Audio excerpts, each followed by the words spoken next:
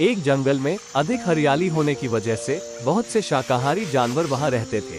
सभी की दुनिया खुशहाल थी। उसी जंगल में एक हिरण का परिवार भी रहता था। हिरण पूरे जंगल में घास खाते हुए घूमते रहते। इस जंगल में सबसे बड़ा प्राणी हाथी था, जो बिना किसी से मतलब रखे अपने ही दुनिया में मदमस्त जंगल में विचरण करता रहता। जंगल में फलों की कोई कमी नहीं थी, सभी के लिए कुछ न कुछ मौजूद था। इस जंगल में बंदर भी पेड़ों की टहनियों में बैठकर स्वादिष्ट फलों का मजा लेते थे। जब तक परिस्थितियां अनुकूल थी तब तक सभी का जीवन सामान्य चल रहा था, लेकिन जैसे ही एक दिन जंगल में एक लकड़बग्घे LAKADBAGGHA की दस्तक होती है, जंगल का माहौल बदल जाता है। लकड़बग्घा बहुत ही खूंखार जानवर होता है, जिसे आक्रामक शिकारी माना जाता है। जंगल में लकड़बग्घे के घुसते ही सभी जानवरों में सन्नाटा छा जाता है। कुछ तो उसे देखते ही दुम दबाकर भागने लगते हैं। ये जंगल अभी तक केवल शाकाहारी जानवरों से भरा था, लेकिन अब लकड़बग्घा उनके जीवन में खलल डालने आ चुका था और सभी के अस्तित्व पर खतरा छा गया था।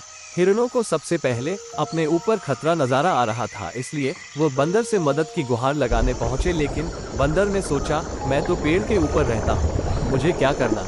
उसने हिरणों की मदद करने से इनकार कर दिया और फल खाने में लग गया। हिरण एक जगह से निराश होकर हाथी के पास पहुंचे। हाथी बहुत ताकतवर जानवर था, लेकिन वो बहुत सीधे और सरल स्वभाव का था। हालांकि वो अपनी रक्षा करने में सक्षम था, इसलिए उसने कहा, मुझे तुम्हारे पचड़ों में नहीं पड़ना, मैं अपनी जिंदगी में मस्त हूँ। जब कोई मुझसे उलझेगा तब मैं देख लूंगा। दोनों जगह से मदद न मिलने पर हिरण का परिवार निराश हो चुका था, लेकिन तभी उन्हें एक खरगोश दिखाई दिया। उन्होंने खरगोश से मदद मांगी। खरगोश मदद के लिए तैयार हो गया, लेकिन वो लकड़बग्घे से लड़ने में सक्षम नहीं था, इसलिए उसने हिरणों को अपने साथ जमीन के अंदर सुरंगों में रहने का सुझाव दिया। लेकिन हिरण खुली हवा में घूमने वाले जानवर हैं, इसलिए वह भला गड्ढों के अंदर कैसे रहते।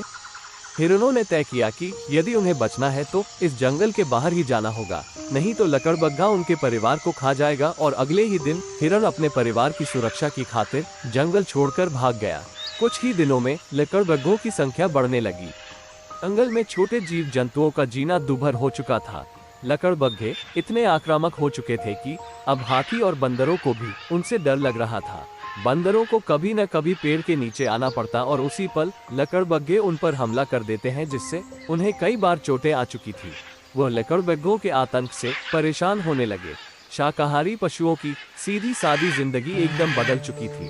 अब लकड़बग्घों का राज पूरे जंगल में होता जा रहा था, जिससे जंगल में रहने वाले शाकाहारी जानवर एक एक करके जंगल छोड़ते जा रहे थे। और जब पानी सर से ऊपर हो गया तो हाथी और बंदर को भी मजबूरी में अपने खूबसूरत से जंगल को छोड़कर जाना पड़ा।